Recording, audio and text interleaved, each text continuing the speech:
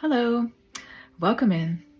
Today is not March 21st, 2024, but this is for March 21st, 2004. It was my birthday and I had so much going on and, well, so I missed a day. I apologize. Were you stressing about it? Probably not. So I wasn't. So every once in a while, it's okay, right? We need to take a day off. And I didn't actually mean to. It just happened that way. So today is day 71 of 100 days, 100 ways, trails taken. Day 71. Like, we're getting there. It's amazing. Okay, so we're under our how the practices, and the guidepost is meditate. Do you meditate? Oh, the guidepost is do you? And then all the things, the practices. So meditate is the question for today. Do you meditate as a routine? Is it something that you just do regularly, every day? You've got it scheduled, right? You're faithful, devoted, disciplined about it. When you do it, is it guided?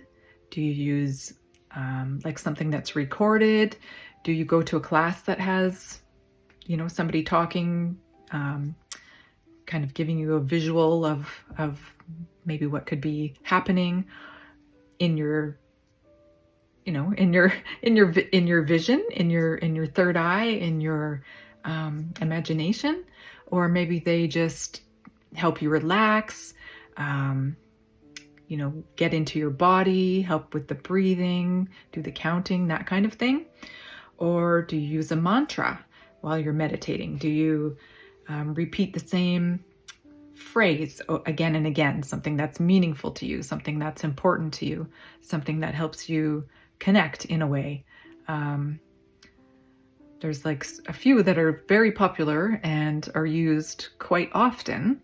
Om Mani Padme Hum. I don't use those. I like to use my own. So finding something that you can connect with is, I think it's important. Do you use mala beads or a rosary, right? Because it's the same kind of deal, right? We're praying, we're opening ourselves up to something that's outside of our thinking self, and having that, the 108 beads to go along with. There's a lot of other things that go along with the 108 also, which we get to that in later, what do you call them? Steps, I guess, later steps. So that would come in probably, I think that's in the fourth program. So anyways, mudras. Do you use mudras? Do you do the hand gestures? I find these so interesting because I notice I do them myself, and it puts me in a certain state of that. When I'm needing something, I'm thinking about something, I'm needing to get out of my head and just listen, I do certain things. So I know I do this one. I can't figure them out when I'm not in that state. Something that's like a K, pointing upwards. I think there's another one, but I don't explain them. I can't explain them until they happen, and I have to be in that state for it. It's like it's an anchor, it's a trigger, it's a thing that says, oh, I need to focus this way. Help me do that. So, this too, like my hand out is also one. I can't tell you really what they mean at this moment, but when I'm in them, it brings up something. It allows my being to not stop being, but go into a state of receptivity. Maybe that's it. It puts me into the state of receptivity. So it's super interesting. So pay attention. Like if you're, you're thinking about something, or you need to have a conversation with somebody, or you're trying to recall something, what do your hands do? Pay attention. And the other one is energy. Do you meditate energetically?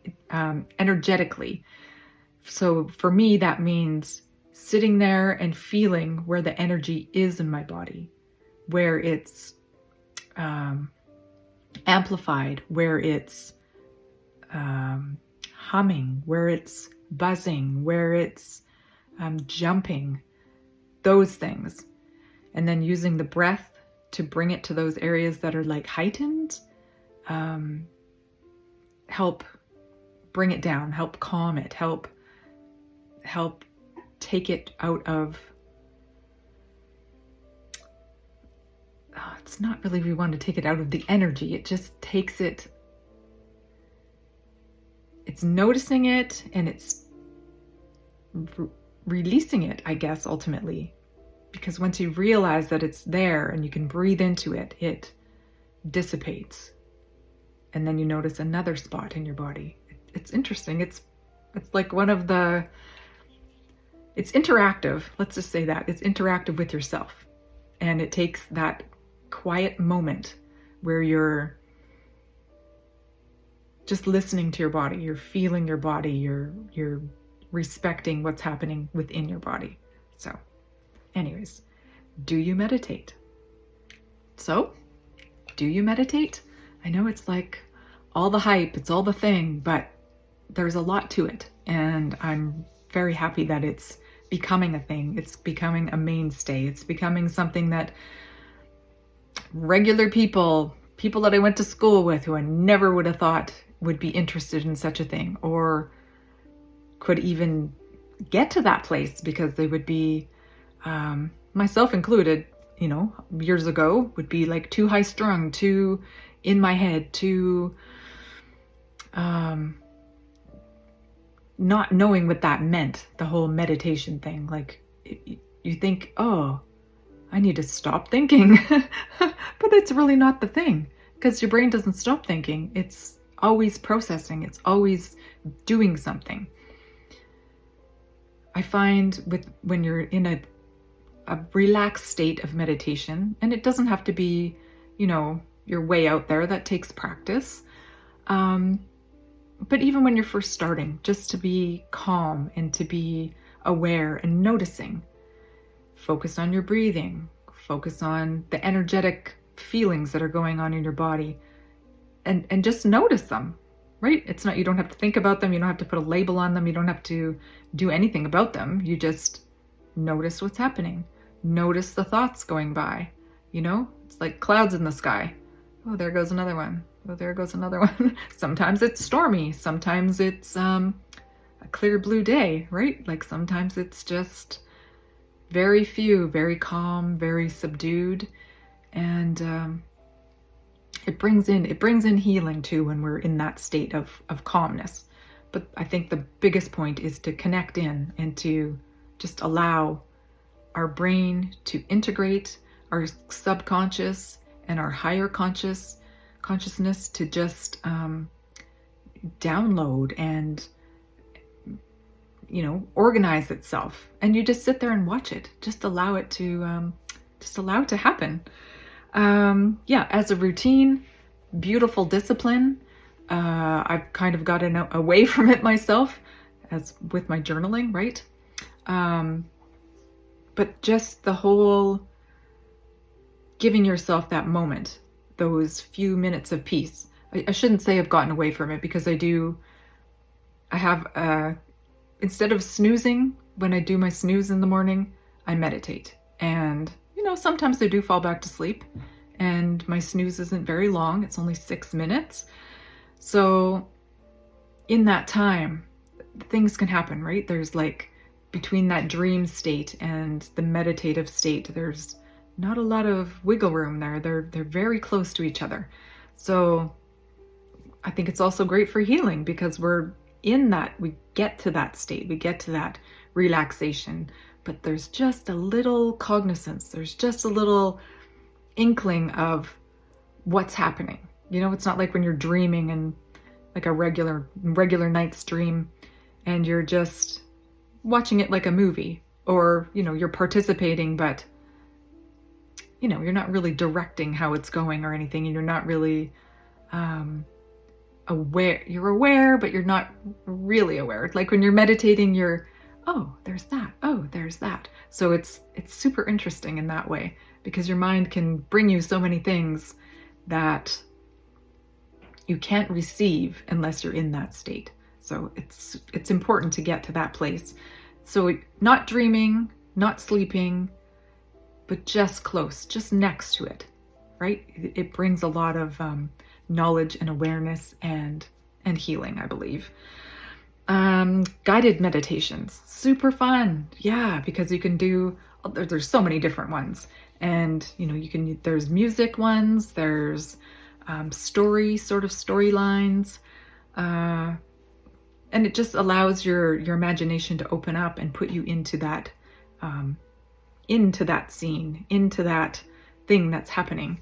And then usually there's something that comes out of it that's completely unrelated, but because your thinking mind is focused on whatever that is, you know, whether it's a story or whatever, then your higher consciousness drops in little drops of Jupiter. Oh, I wonder if that's where that comes from.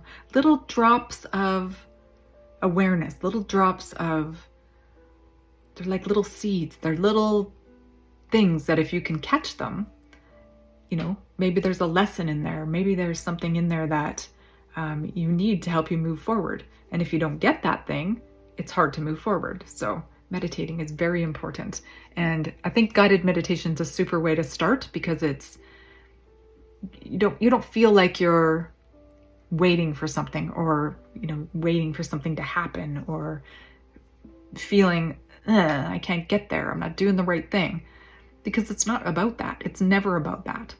So yeah, guided meditation is a good way to start. And that's something I would like to do in the future.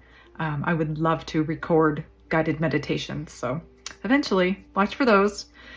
The mantra, yeah, finding your own mantra that's resonates with you. It can be anything. I'm powerful, I'm brave, I'm strong, I'm worthy, whatever it is. It could be a whole paragraph. It could be one word, ultimately, right? It's just something that connects you, and you just repeat it over and over to yourself. And it's almost like a hypnotizing thing, right? You say it enough times, and you know, sometimes when you say a word enough times, it sounds weird, like it starts to lose its meaning. So that's kind of the place you want to get to, in my opinion. Mudras, yeah, like the hand thing, right? Practice, because they're all nerve endings. They all are connected to other parts in our body. It's kind of like reflexology with the feet. You know, there's different nerve endings that are connected to different organs, different places in the body, the spine, the skull, the brain, like all the things. And I know sometimes, for myself even, it's almost like doing Kriyas. Is that what they're called? Kriyas? Something like that. When you do Kundalini, or does it go with Kundalini? That might be incorrect. Yeah, I think it does go with Kundalini. Anyways, it's when your body it has this strong desire to get into a certain position. It wants to be posed in that way. It wants to express itself in that way. And for myself, it feels, I went through a very long period of time doing these things. It was amazing, actually.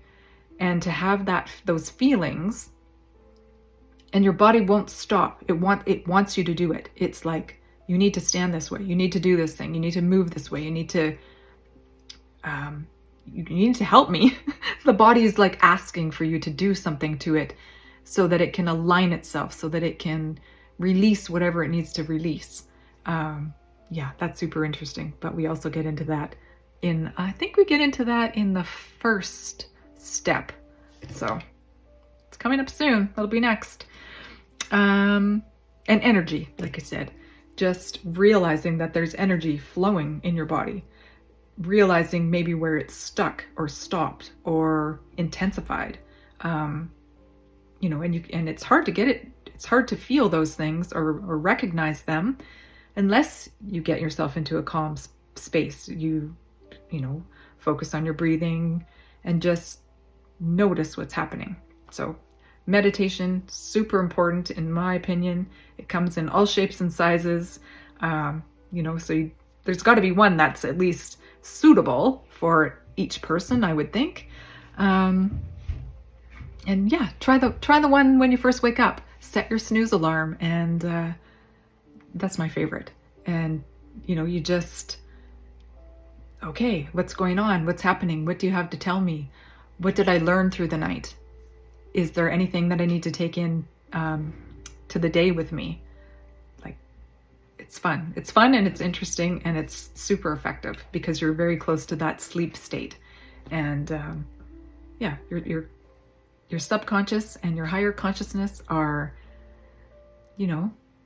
they're the ones, they they have their own entity. But that part of us is driving the bus. That part of us is trying to inform us. So have a listen. You can start tomorrow, right? See what's there, see what's not there. And yeah, and if you don't like one, try something else, right? And until tomorrow, which is actually going to be in a few minutes because I have to do 2 in one day. I know. Anyways, happy birthday to me yesterday because it was really an awesome day. And yeah, I took a day off from this, even though I did miss it a little bit, but that's okay. It's all good in the end. Anyways, until then, be well.